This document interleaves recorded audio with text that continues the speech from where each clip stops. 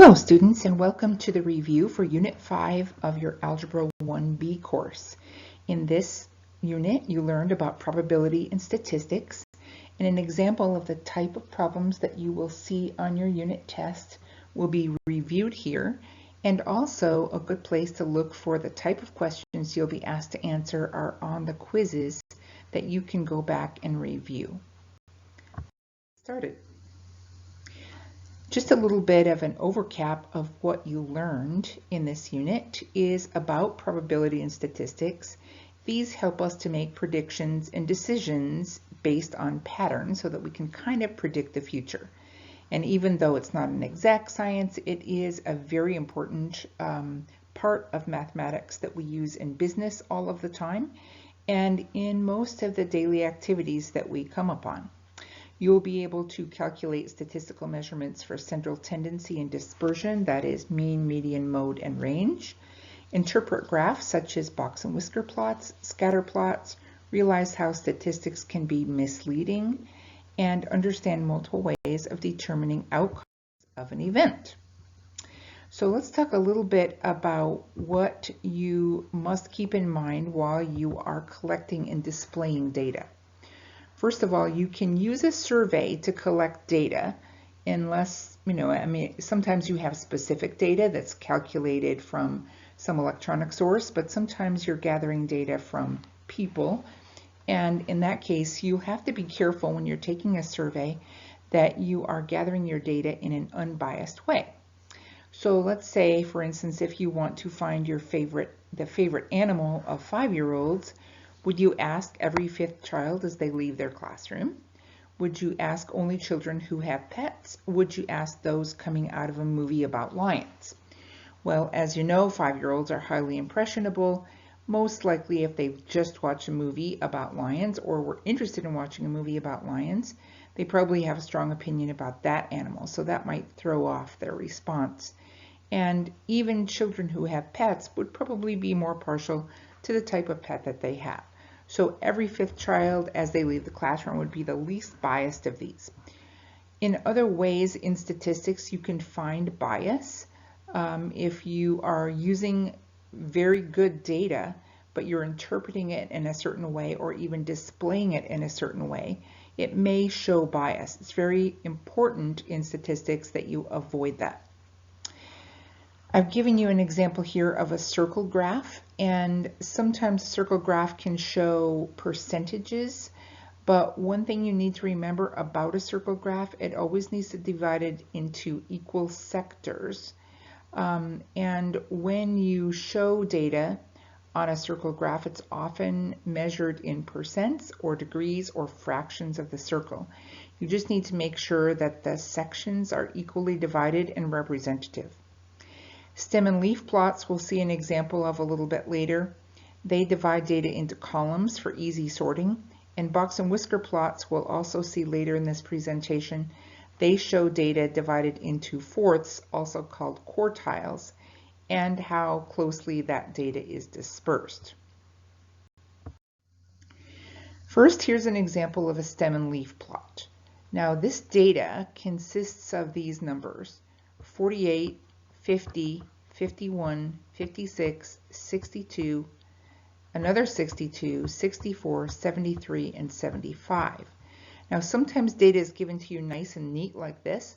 Sometimes it's given you in a scattered format, mixed up, just as it comes. And so a stem and leaf plot can be an easy way to sort out the data. Here my lowest number was 48. I put a 4 in the stem column and an 8 over in the leaves to represent the tens column in this case, although these can be set up differently, and the leaves represent the ones. To represent all 3 of the numbers in the 50s, I've got a 50, a 51, and a 56. You see I just have 1 5 in the stems column.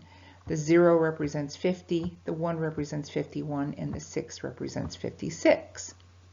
One nice thing about a stem and leaf plot, it's pretty easy to find a mode. If you see a repeat of numbers in any particular row, you know that that is going to be the same number repeated. In this set of data, there's only one number that's repeated, and that's 62.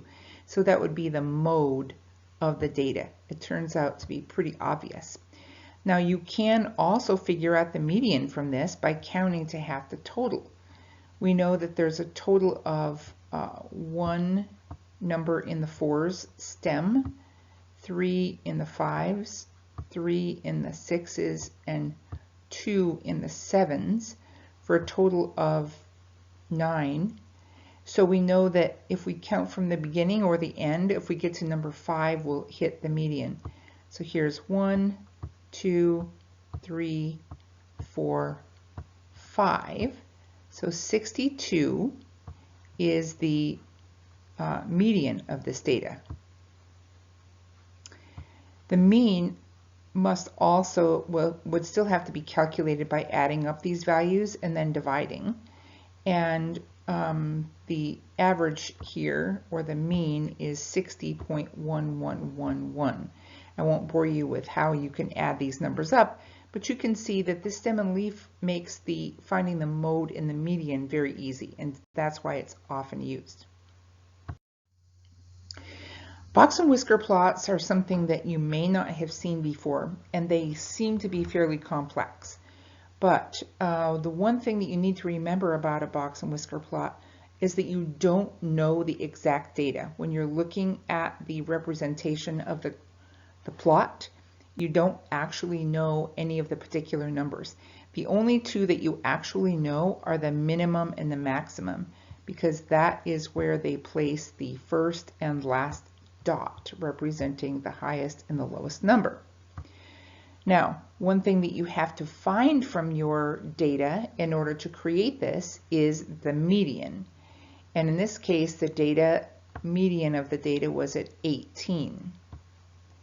And it goes as a straight line down.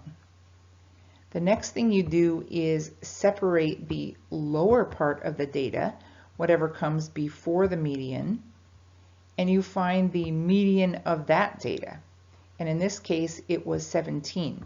This is marked as the first quartile, or sometimes called the lower quartile, or sometimes called the 25th percentile, because you can see that the data is actually separated into fourths. There's 1/4 of the data, another fourth of the data, the third fourth of the data, and the fourth part of the data. Now, the next thing you need to do is take the upper data, anything from the median on up to the maximum, find the median of it, and in this case that was the 20, and that is called the third quartile, or the upper quartile, or the 75th percent. Once you have those three lines drawn, you put a box around them, and then you extend a line from the minimum, which in this case is 15, up to the box, and from the other side of the box up to the maximum, which in this case is 21.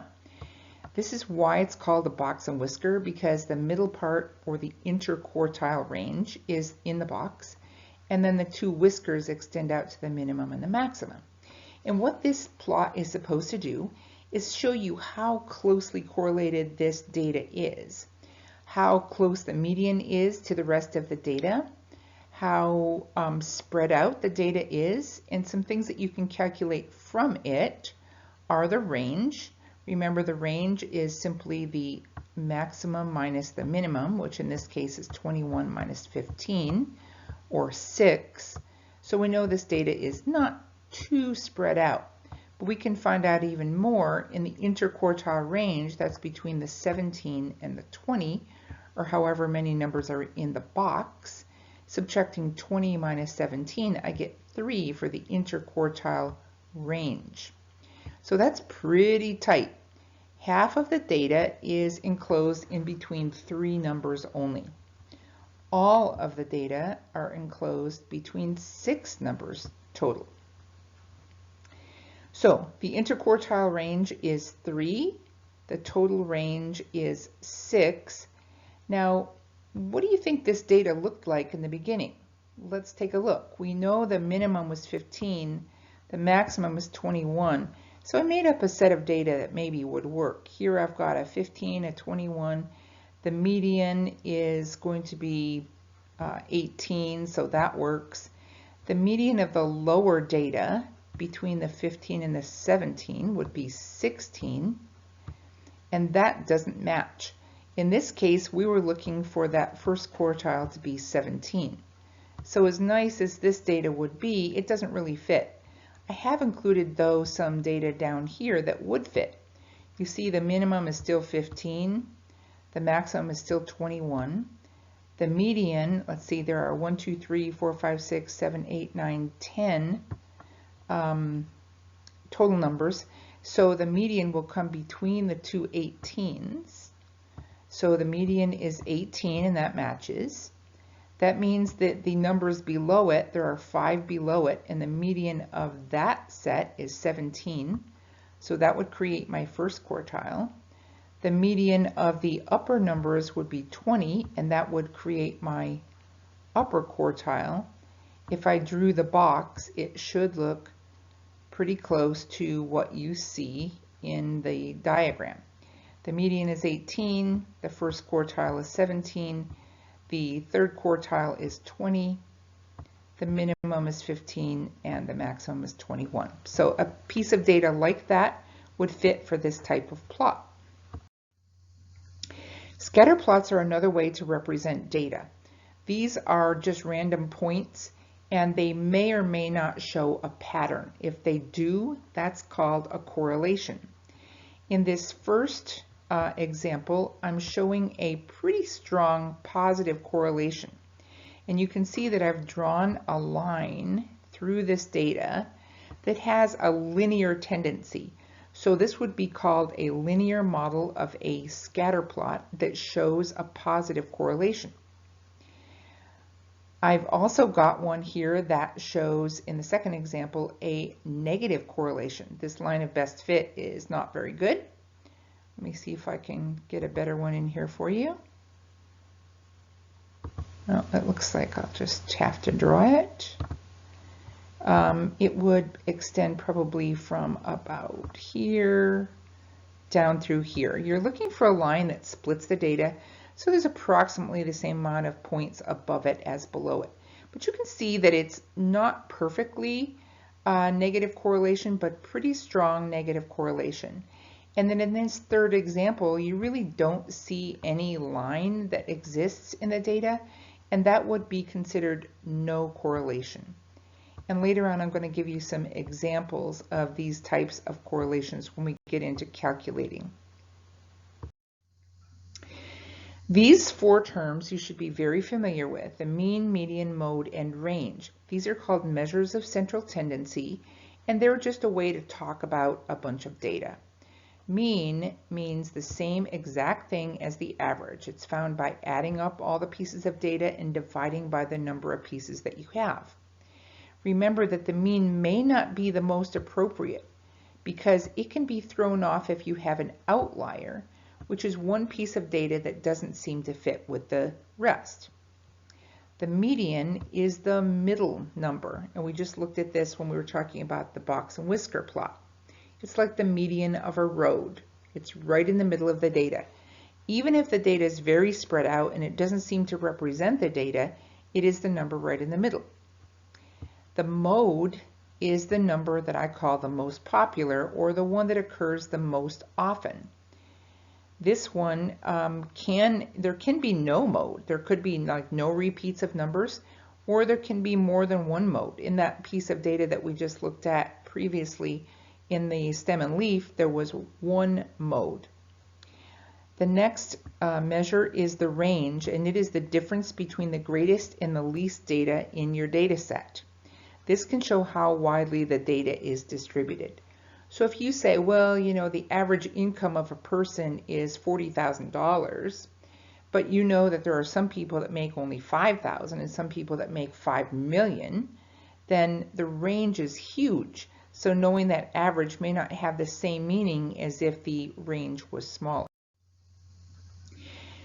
When we get to probability, it's all about figuring out how many outcomes are possible and how many, or what your chances are of choosing that one.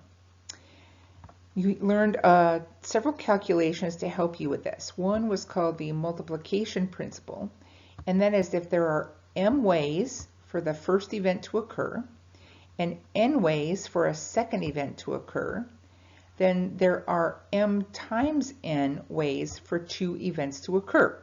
So for instance, if you flip a coin, which has two ways to occur, it's either heads or tails, and you roll a six-sided die, there are 6 ways for that to end up, then there are 2 times 6 or 12 ways for them to occur together. So the total outcomes or sample set would be these 12. Heads in 1, heads in 2, heads in 3, heads in 4, heads in 5, heads in 6, tails in 1, tails in 2, tails in 3, tails in 4, tails in 5, and tails in 6. Those 12 samples are the total sample set, or all of the outcomes that you could possibly get. So from that, you can figure out what's the probability that I will get heads in 3. Well, that would be 1 chance out of 12, because that possibility only exists once in the sample set out of the 12 total. We are also going to be using factorials. A factorial is written as a number followed by an exclamation mark, and what that means is that number multiplied by each number that is less than that down to 1. So 5 factorial would be 5 times 4 times 3 times 2 times 1, and that is 120. You do have a factorial button on your calculator. Sometimes you have to press the second key in order to find it, but it can save you a lot of work. Now, once you know the sample space, as I said, you can figure out the theoretical probability. That's the ratio of the desired outcome over that sample space. So here's a little bit of practice. In our spinner here, what is the probability that we would spin a 6? Well, you can see that in this particular spinner, there are 8 evenly spaced sectors in the circle. One of them is a 6, so 1 out of 8 would be the probability that I would be able to roll or spin a 6. The sample size was 8, and only one of those is 6, so 1 out of 8, or a 1/8 chance that I would spin a 6. What is the probability that I would spin an even number? Well, if I go back, each of these white sectors are even numbers, so there's 1, 2, 3, 4 of them, and so there is a chance 4 even numbers out of 8 total numbers, or just like a fraction, that can be reduced down to 1/2. I have a 1/2 chance that I will spin an even number, and that makes sense because half of those sectors are white, and those are the ones that are the even numbers. Okay, looking at the bag of marbles, if I say, what's the probability that I will reach into the bag and pull out a blue? Well, there's 1, 2, 3, 4, 5, 6 blue marbles in the bag. So that's 6 on the top. If I count all the marbles, 7, 8, 9, 10, 11, 12, 13, 14, 15, 16, 17, 18, 19, 20, there are 20 total. So 6 blues out of 20 total would be the probability of picking a blue marble. And again, that can be reduced down to 3/10. What's the probability that I would pick a blue or red? So I'm going to count up all the blues, which was 6, and then I'm going to add on the reds. 7, 8, 9, 10, 11, 12, 13, 14, 15. I would get 15 chances out of the 20 to pick a red or blue. And again, that can be reduced down to 3/4. 3/4 of the marbles in the bag are either blue or red. Now, what would be the probability of picking green?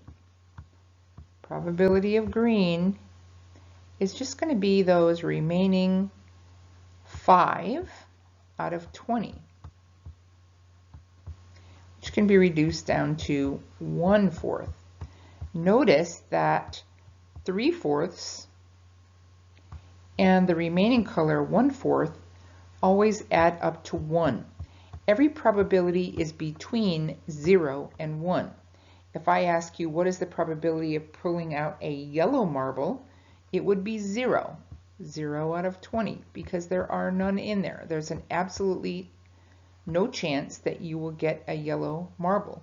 If I say, what are the chances that I will reach in and pull out a marble, then that is going to be 20/20, or 1, which is called a perfect chance or a perfect probability of picking that outcome.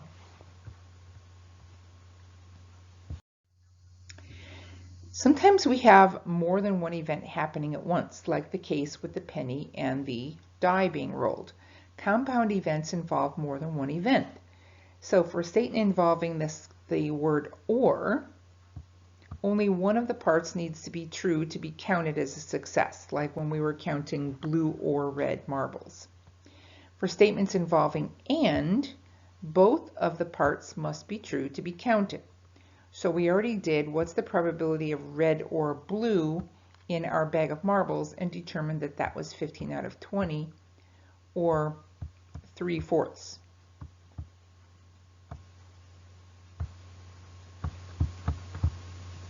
Now there are a couple different kinds of compound events. Independent events has two situations where the outcome of one event does not impact the probability of the other, such as tossing a coin twice or tossing a coin and spinning a spinner. So in this case, what is the probability of spinning a spin of 6 and red from the bag of marbles? First of all, determine they do not have anything to do with each other. So they're independent events. A spin of 6 we already determined is 1 out of 8. And choosing a red marble was 1, 2, 3, 4, 5, 6, 7, 8, 9 out of 20. And to find the probability of both happening, I simply find the individuals and multiply them together. So this would be 9/160. That's the probability of spinning a 6 and then reaching into the marble bag and pulling out a red marble. Now, conversely, dependent events do affect each other. So let's take this bag of marbles. What is the probability of picking a red and a blue in 2 tries? I'm going to reach in twice, but I'm going to put the first one back in after I pick it. So the probability of picking a red was 9/20. I throw the red one back in, and then I reach back in to find a blue, and that is 6 out of 20. Whoops. So I'm just simply going to multiply those two together. Now these can be, let's see, let's make this a 10 down here and this a 3. Doesn't get us too far, but at least a little bit smaller numbers. That would be 27/200. The probability of picking red first, followed by a blue. Now, how would that change if we wanted to pick a red and a blue in 2 tries, but we don't replace it? Well, the probability of picking a red is still going to be 9 out of 20. However, because I didn't replace that red marble, the sample size has changed to 19.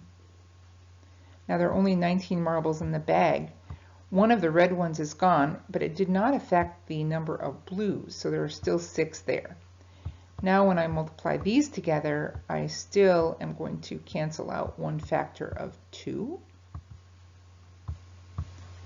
Still get 27 on the top, but on the bottom, instead of 200, I only have 190. So the chances are fewer that that would happen if I didn't put that red one back in. Actually, the chances are better. All right. Permutations and combinations are another way to count the number of possibilities or the sample spaces. Permutations are different than combinations in that the order of things is important.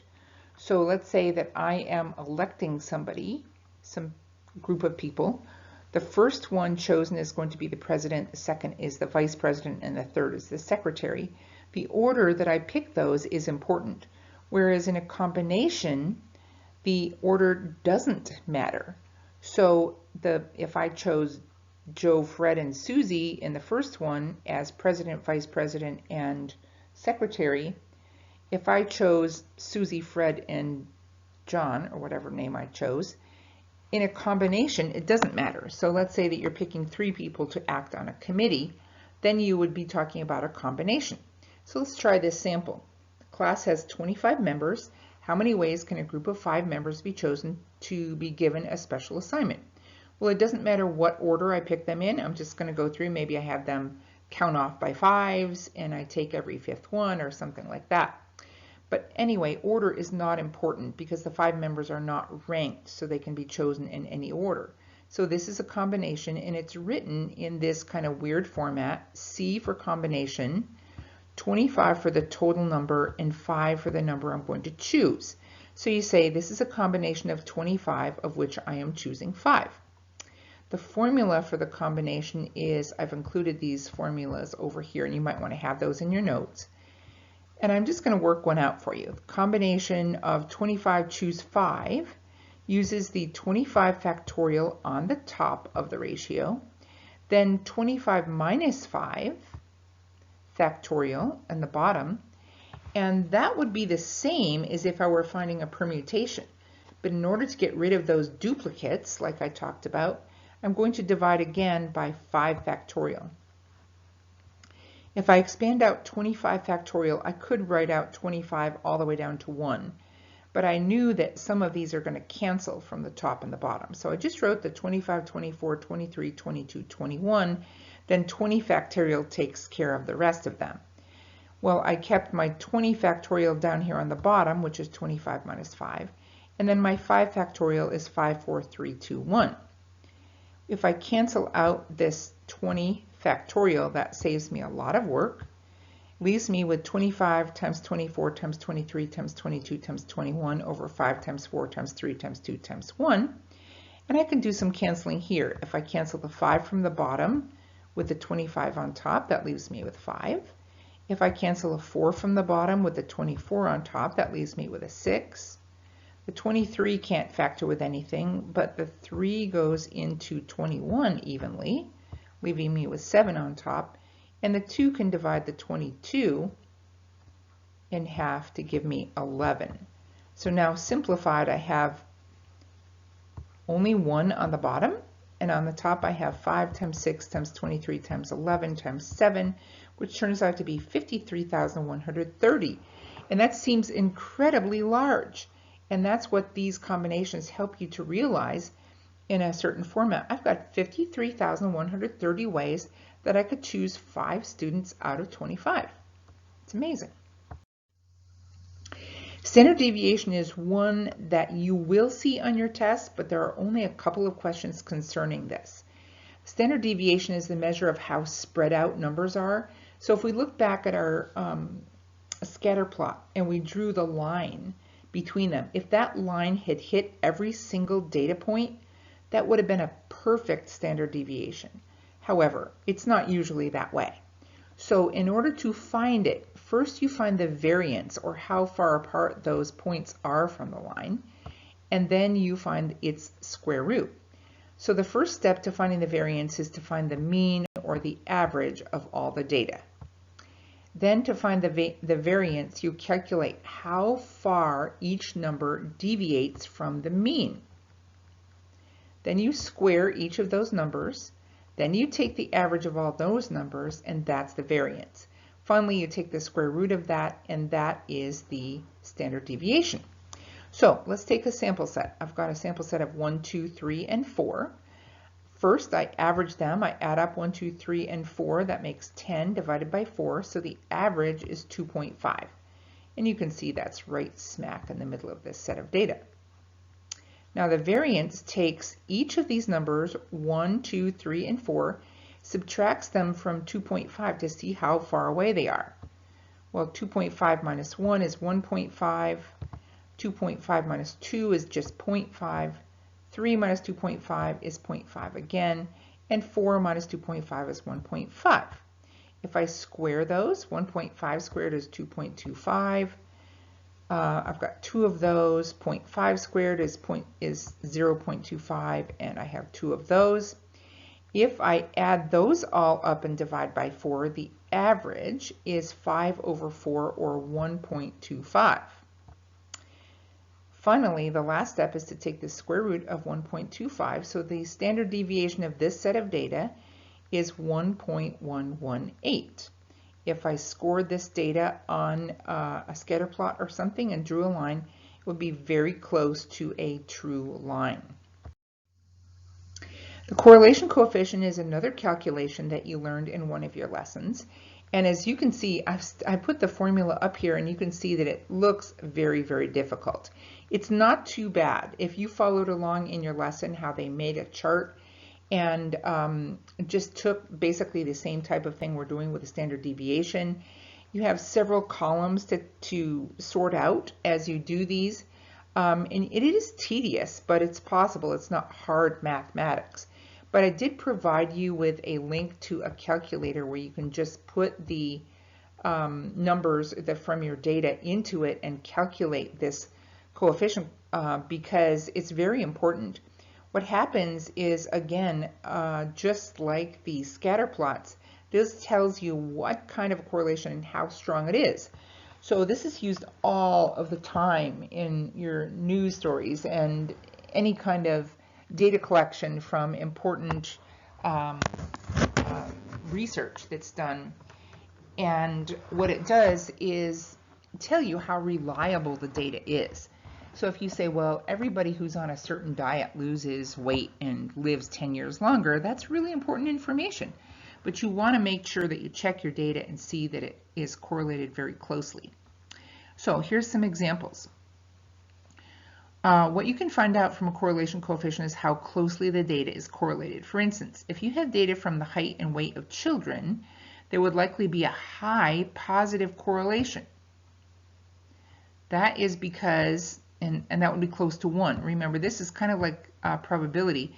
It goes from -1 to 0 to 1. 1 is a perfect positive correlation.